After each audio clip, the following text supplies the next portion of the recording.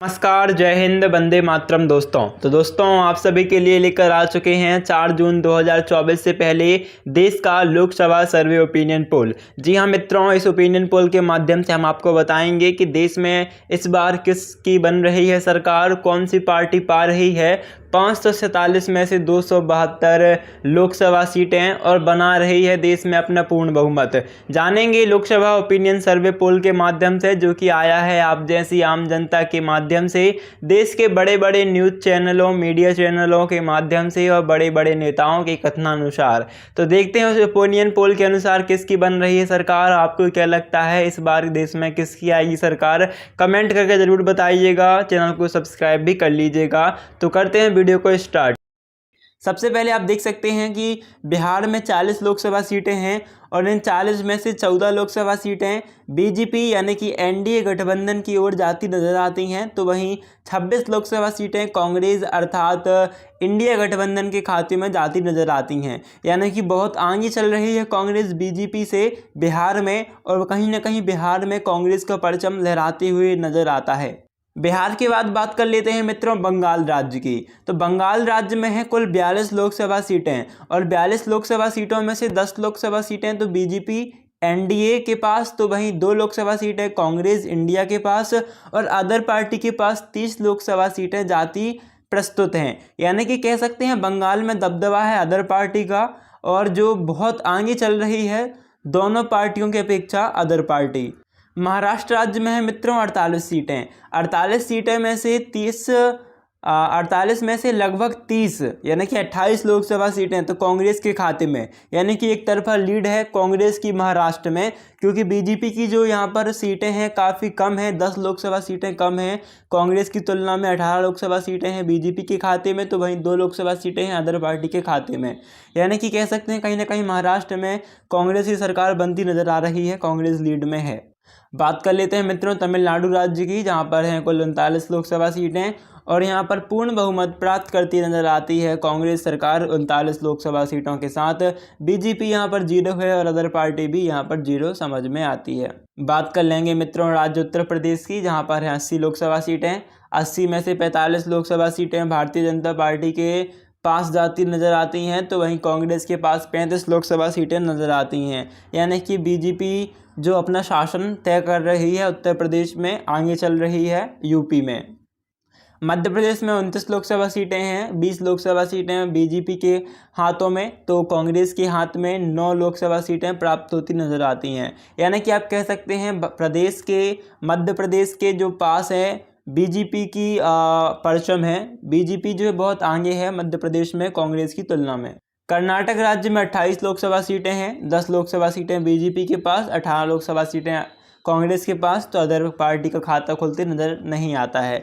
यानी कि कर्नाटक में कांग्रेस काफ़ी आगे चल रहा है, कांग्रेस का दबदबा देखने को मिलता समझ में आता है। बात कर लेंगे राज्य गुजरात की मित्रों। तो मित्रों गुजरात में है कुल 26 लोकसभा सीटें और 26 में से 20 लोकसभा सीटें, जो कि एक बहुत बड़ा नंबर है। 26 में लगभग 80% सीटें बीजेपी के खाते में जाती नज़र आती हैं नरेंद्र मोदी जी के घर गुजरात से, और वहीं 6 लोकसभा सीटें कांग्रेस के खाते में, तो 0 लोकसभा सीटें अदर पार्टी के खाते में जाती नज़र आती हैं। बात कर लेते हैं मित्रों राज्य राजस्थान की। राजस्थान राज्य में है कुल 25 लोकसभा सीटें, जिसमें से 13 लोकसभा सीटें यहाँ पर बीजेपी पार्टी के पास जाती नज़र आती हैं। यानी कि बीजेपी जो है यहाँ पर कांग्रेस से मात्र एक लोकसभा सीटें आगे है, क्योंकि कांग्रेस को 12 लोकसभा सीट यहाँ पर राजस्थान से मिलती नज़र आती है। यानी कि आप कह सकते हैं राजस्थान में बीजेपी का दबदबा देखने को मिल सकता है, या फिर हो सकता है कि दोनों पार्टियों में कांटे की टक्कर रहे, कोई भी एक पार्टी राजस्थान में बाजी मार ले। पहुँचते हैं मित्रों आंध्र प्रदेश की ओर, जहाँ पर 25 लोकसभा सीटें हैं। 25 में से 21 लोकसभा सीटें तो अदर पार्टी के पास, वहीं 1 लोकसभा सीट कांग्रेस के पास, तो 3 लोकसभा सीटें बीजेपी के पास जाती नज़र आती हैं। यानी कि अदर पार्टी का दबदबा देखने को मिलेगा आंध्र प्रदेश में। उड़ीसा राज्य की बात कर लें, जहां पर 21 लोकसभा सीटें हैं। 11 लोकसभा सीटें मित्रों अदर पार्टी के पास, तो वहीं 3 लोकसभा सीटें कांग्रेस के पास, तो वहीं 7 लोकसभा सीटें बीजेपी के पास उड़ीसा में नज़र आती हैं। यानी कि कह सकते हैं अदर पार्टी का दबदबा हमें उड़ीसा में पुनः देखने को मिल सकता है। बात कर लेते हैं केरल राज्य की, जहां पर 20 लोकसभा सीटें हैं और इस साक्षर प्रदेश में सबसे ज़्यादा जो सीटें हैं 20 की 20 पूर्ण बहुमत कांग्रेस की तरफ जाता हुआ नज़र आता है।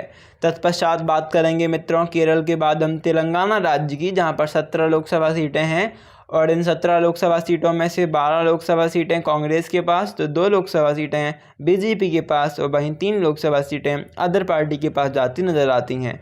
यानी कि तेलंगाना में कांग्रेस का जो बोलबाला है वह कायम रहेगा इस साल भी। इसके बाद हम ओपिनियन पोल में झारखंड की क्या राय है वो देख लेते हैं। 14 लोकसभा सीटें हैं झारखंड में, बीजेपी की ओर 3 तो कांग्रेस की ओर 10 तो वहीं अदर पार्टी की ओर 1 जाती नज़र आती हैं। यानी कि आप कह सकते हैं झारखंड में कहीं ना कहीं बीजेपी का सुपड़ा साफ होते हुए तो वहीं कांग्रेस काफ़ी आगे जाते हुए नज़र आती है। साथ ही साथ यहाँ पर अदर पार्टी का भी 1 लोक सीट से खाता खोलते हुए नज़र आ रहा है। बात कर लेते हैं मित्रों असम राज्य की, जहाँ पर 14 लोकसभा सीटें हैं और 14 लोकसभा सीटों में से 8 लोकसभा सीटें बीजेपी के खाते में तो वहीं 5 लोकसभा सीटें कांग्रेस के खाते में जाती नज़र आती हैं। इसके साथ 1 लोकसभा सीट जो है वह अदर पार्टी के खाते में जाती समझ आती है। यानी कि आप कह सकते हैं कि असम में दोनों पार्टियों में बराबर की टक्कर है, पर कहीं ना कहीं बीजेपी जो है वह लीड में चल रहा है। बात कर लेते हैं मित्रों पंजाब राज्य की, जहाँ पर 13 लोकसभा सीटें हैं। बीजेपी का यहाँ पर खाता खुलते नज़र नहीं आता है, यानी कि कहीं ना कहीं सुपड़ा साफ हो रहा है बीजेपी का पंजाब में और कांग्रेस 8 वोटों से आगे चल रही है अन्य दोनों पार्टियों के मुकाबले। साथ ही अदर पार्टी को भी यहाँ पर 5 लोकसभा सीटों के साथ खाता खुलता हुआ नज़र आ सकता है। बात कर लेते हैं छत्तीसगढ़ राज्य की, जहाँ पर बीजेपी को 4 लोकसभा सीटें तो कांग्रेस को 7 मिलती हुई नज़र आती हैं, जिसके साथ आप कह सकते हैं छत्तीसगढ़ में कांग्रेस जो है अपना परचम लहराते हुए नज़र आ सकती है। इसके बाद हरियाणा राज्य की बात कर लेते हैं मित्रों, जहाँ पर 10 लोकसभा सीटें हैं। 10 में से 8 कांग्रेस के खाते में तो 2 लोकसभा सीटें बीजेपी के खाते में जाती प्रतीत होती हैं। यानी कि कांग्रेस एक तरफा अपना शासन बनाते हुए हरियाणा राज्य में समझ आती है। बात कर लेते हैं उत्तराखंड राज्य की, जहां पर 5 लोकसभा सीटें हैं और 5 में से 3 लोकसभा सीटें बीजेपी के खाते में तो 2 लोकसभा सीटें कांग्रेस के खाते में जाती हुई प्रतीत होती हैं। यानी कि दोनों ही पार्टियों में बिल्कुल ही कांटे की टक्कर है, बराबर की कंट्रोवर्सी है, कोई भी एक पार्टी यहां पर बाजी मार सकती है। बात कर लेते हैं हिमाचल राज्य की, 4 लोकसभा सीटें हैं। दोनों पार्टियों के मध्य बिल्कुल परस्परता है, कोई भी पार्टी बाजी मार सकती है। दोनों के पास ही 2 लोकसभा सीटें जाती हुई प्रस्तुत हैं। इसके बाद बात कर लेते हैं त्रिपुरा में, जहां पर बीजेपी अपनी एक तरफा सरकार बना रही है। यहां पर कुल 2 लोकसभा सीटें हैं और दोनों की दोनों बीजेपी के खाते में जाती हुई प्रतीत होती हैं। बात कर लेते हैं मित्रों अरुणाचल राज्य की, जहां पर 2 लोकसभा सीटें हैं और ये 2 लोकसभा सीटें बीजेपी के खाते में जाती हुई प्रतीत होती हैं। यानी कि यहाँ पर कांग्रेस का सुपड़ा साफ होती हुई नजर आता है। इसके बाद बात कर लेते हैं मणिपुर में, जहाँ पर एक तरफा कांग्रेस की सरकार बनती नजर आ रही है, वहीं बीजेपी और अदर पार्टी यहाँ पर अपना खाता खोलते हुए प्रतीत नहीं होती हैं। इसके बाद बात कर लेते हैं मेघालय राज्य में, जहां पर दोनों पार्टियों के पास 1-1 लोकसभा सीट जाने का आशा है। कोई भी एक पार्टी यहां पर अब बाजी मार सकती है। गोवा जो एक टूरिस्ट स्पॉट है, यहां पर 2 लोकसभा सीटें हैं। इनमें से दोनों के पास 1-1 पार्टी 1-1 सीट लेती हुई समझ आती है। नागालैंड में 1 लोकसभा सीट है और 1 लोकसभा सीट बीजेपी के खाते में जाती हुई प्रस्तुत है। इसके बाद सिक्किम में भी 1 लोकसभा सीट है जो कि कांग्रेस के खाते में जाते हुए प्रस्तुत है।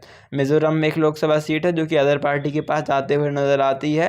वहीं दिल्ली के पास 7 लोकसभा सीटें हैं, जिसमें से बीजेपी की 3 तो वहीं कांग्रेस को 4 लोकसभा सीटें प्राप्त होती हुई समझ आती हैं। यानी कि आप कह सकते हैं दिल्ली में बराबर की टक्कर रहेगी, कोई भी एक पार्टी बाजी मार सकती है। जम्मू कश्मीर जहाँ पर 5 लोकसभा सीटें हैं, यहाँ पर हमें 3 लोकसभा सीटें कांग्रेस के पास तो वहीं 2 लोकसभा सीटें बीजेपी के पास जाती नज़र आती हैं। यानी कि यहाँ पर कहीं ना कहीं कांग्रेस थोड़ा आगे ही चल रहा है बीजेपी की तुलना में। दादर एवं नागर की बात कर लें, यहाँ पर 2 लोकसभा सीटें हैं। 1 लोकसभा सीट बीजेपी के खाते में तो वहीं 1 लोकसभा सीट कांग्रेस के खाते में जाती हुई प्रतीत होती है। पांडुचेरी की बात कर लेते हैं तो पांडुचेरी में 1 लोकसभा सीट बीजेपी के खाते में जाते हुए प्रस्तुत है। लक्षद्वीप में 1 लोकसभा सीट जो कि कांग्रेस के खाते में जाती हुई समझ आ रही है। चंडीगढ़ में 1 लोकसभा सीट जो कि कांग्रेस के खाते में जाती हुई समझ आती है और बीजेपी का खाता खुलती हुई नज़र नहीं आता है। लद्दाख की 1 सीट अदर पार्टी के पास तो वहीं अंडमान निकोबार की 1 सीट कांग्रेस के पास जाती हुई नज़र आ रही है। इस प्रकार लोकसभा सर्वे ओपिनियन पोल के अनुसार 198 सीटें कांग्रेस बीजेपी गठबंधन के पास तो वहीं और 69 लोकसभा सीटें हैं यहाँ पर कांग्रेस पार्टी के पास, तो वहीं 76 लोकसभा सीटें अदर पार्टी के पास जाती हुई प्रस्तुत हैं। यानी कि इस लोकसभा सर्वे ओपिनियन पोल के अनुसार कहीं ना कहीं कांग्रेस पार्टी जो है वह लीड में जाती हुई प्रस्तुत है और हम कह सकते हैं कि वह आगे चल रही है ना। तो मित्रों, आपको क्या लगता है कौन सी पार्टी बनाएगी पूर्ण बहुमत इस बार देश में? कमेंट करके ज़रूर बताइएगा। मिलते हैं अगली वीडियो पे, जब तक के लिए धन्यवाद।